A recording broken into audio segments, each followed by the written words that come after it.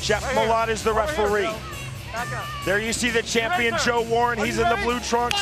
Pat Curran in the white trunks. Round number 1. Joe Warren has to get inside and get a takedown early. That is vital. It's going to be very hard for him to win this fight on the outside. The drive and the takedown by Warren. Remember Warren, a 2006 Greco-Roman Wrestling World Champion at 132 pounds. Wow, great stand-up by Pat Curran. Warren still glued to him, though. Warren said, my takedown is key. Curran said, defending his takedown is key. One thing is, when Pat Curran gets taken down, he's so good at just springing back to his feet. Warren with the waist cinch in belly-to-back suplex position. Warren's still active in Greco-Roman. He has designs on qualifying next month in Iowa City for the 2012 Summer Olympics. Yeah, he's certainly a top-level grappler. Great Greco-Roman wrestler. You see the power here. Keeping Pat against the fence. He's got to be ready to do this for 25 minutes. Put pressure on Pat Curran, make him uncomfortable. Make this a close inside kind of fight. Warren holding tight, good knee by Curran, counter knee. Both fighters throwing simultaneous knees. Coach Warren with his back against the fence. Curran applying the pressure. Right hand by Curran.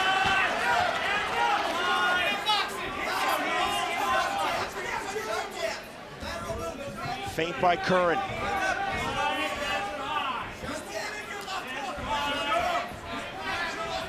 One thing, Pat Curran very tight. He doesn't throw a lot of punches. He doesn't fight with a lot of urgency. Joe Warren has to push the pace. If Pat Curran isn't throwing the jab, change your level, get the takedown, stay in his face, pressure him just like this. Knees by Warren, again in belly-to-back suplex position. Curran right back to his feet, knee backs off. Warren hands high. Curran 5'10", Warren 5'6". You see Warren dipping down, trying to make himself even smaller. Feint on the jump knee there by Curran. Driving for the single leg. Uppercuts, knees are going to be important. Joe Warren does change level a lot. He brings his head down. Got to use those short wrestler stopping weapons like the uppercut and the knee. Grab it. Curran definitely has basic wrestling fundamentals. He was a very good high school wrestler in the state of Florida. Obviously, that's miles from being a Greco-Roman Wrestling World Champion, but he at least understands basic wrestling. Oh, Joe Warren was also third in the NCAA Nationals. I think 133 pounds for University of Michigan. So he has great takedown skills. Was, I think, a national record for takedowns for a lot of years belonged to Joe Warren. Warren staying sticky, staying tight, now backs off. Not just Greco-Roman, he has a great double leg. Curran yet to establish his range, Jimmy. Well, he's just not throwing a lot. If there's one weakness to Pat Curran's style, it's that he tends to wait and be very patient. He doesn't throw a lot of punches. You saw that from Curran. Oh, good head kick! Big head kick there, then the knee by Curran. Oh, another jump knee. Warren in all sorts of trouble, and Curran taking finish. But he's a great finisher and has a lot of knockout power. Curran overjumped the target there, but a knee to the body. Clinched by Warren. Warren is wobbly. He is really hurt. Just as you were saying he was too patient, he exploded, did Pat Curran. He doesn't throw a lot, but when he does, he's very accurate. 1 minute remaining in this opening round. Scheduled for 5 for the Bellator 145-pound world title. Well, it looks a lot like a Joe Warren fight. He is staggered and rocked in the first round. Joe Warren has 7 pro MMA wins. None of them have been easy. He's been in trouble in all 7 of his victories. 35 seconds remaining in round number 1 of this Bellator Featherweight World Championship fight. Pat Curran versus the champion Joe Warren. Oh my God, what a knee! Huge knee thrown by Curran, and yet Warren gets his back, gets the partial takedown. Now looking for the outside trip. Great balance by Curran. This is gonna sound strange. My respect for Alexis Villa has gone through the roof. He put this guy down, and Pat Curran has leveled him, and he's still standing. Takedown by Warren. Man. Versus then Bellator 155-pound world champion Eddie Alvarez. Jimmy, I know, is a spinning back kick, misses by Warren. Your criticism of Curran on that night is that he kept going the same pace for 25 minutes, never really took any chances. Now, the first 3 rounds are very important to me because Pat Curran, against Eddie Alvarez, he's down 4 rounds to none, maybe 3 to 1. He knew he was behind in that 5th round, but he never unloaded and went screw it and threw a bunch of strikes. He basically fought at the same pace the entire fight. Against Marlon Sandro, down in the 1st round, down in the first 4 minutes of the 2nd round, but never really picked it up. He looks for good opportunities. He's a knockout puncher, but he's not a busy striker. That's the weakness of his style. Curran back to his feet after that Warren takedown. Jimmy, how did you score round 1? 10-9 Pat Curran. He did more damage. That's what it's all about. Both fighters circling. Also, you have to wonder about Joe Warren. Yeah, he has great conditioning, but all these takedowns that aren't working, they cost you a lot of energy. You hear Jeff saying, let your hands go. Jeff, of course, Jeff Curran, the cousin and mentor of Pat Curran. Joe Warren has to put rounds in the bank. 1st, 2nd, 3rd round. He has to put rounds in the bank, get Pat Curran behind. Outside kick by Warren. After this fight, our television broadcast will end, but Bellator 60 will continue with more live fights on Spike.com. Head kick by Warren, did not get through. Blood under the right eye of Curran. And that's a small mouse that is popped, and on cue, as I said it, Curran wiped at the blood. Nice lead left by Pat Curran. You see, he's a counterpuncher generally. He generally waits for his opponent to come in. Doesn't often initiate with the jab.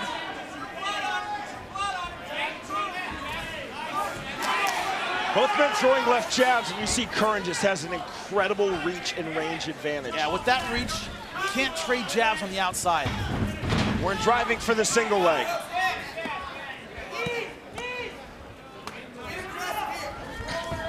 Blood's flowing freely from the mouse that is popped under Curran's right eye.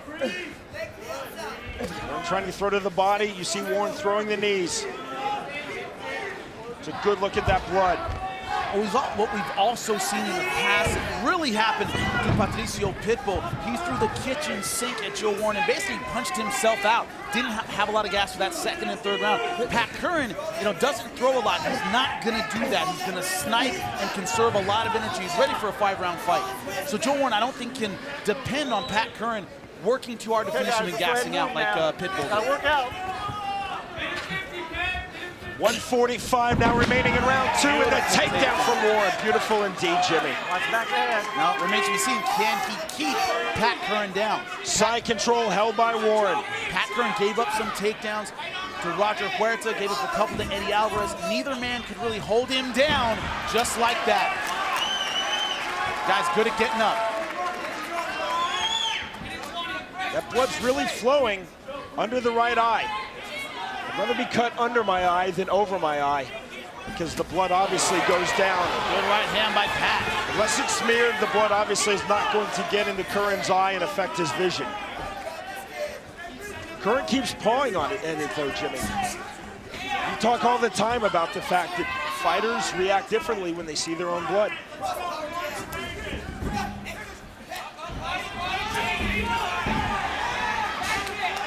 Considering the fact that he was knocked out in his last fight by Alexis Villa, I'm impressed by his composure. He's staying very aggressive. He's got his hands very high. He's not afraid to get in there at striking range. He's not flinching as much as he used to, even though he just got knocked out. He's not fighting scared. He's going in there for it. Keep going, all right. Warren told me that when he switched from NCAA wrestling, folk style, to Greco-Roman wrestling, he lost all the time.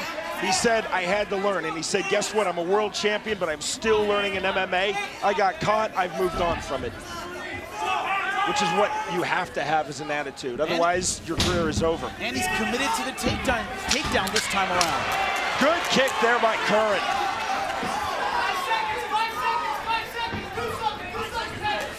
kick by Curran, then he slips. Stop. Good job, gentlemen. Warren got a takedown, Ready? could not hold him Are you down or ready? do anything with Go. it.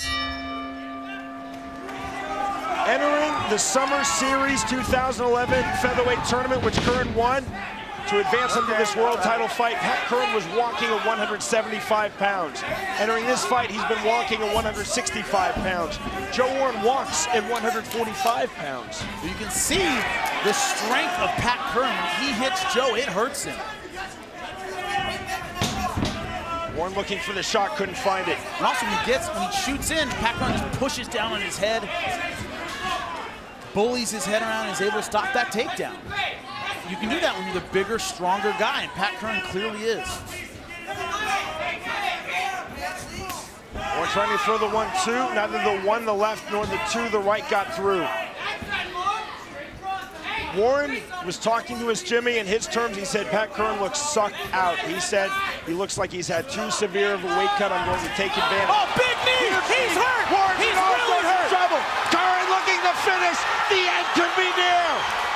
Curran letting go. This is going to be stopped right now. Joe Warren's hanging on, letting but Warren have it. Now with the left, another left.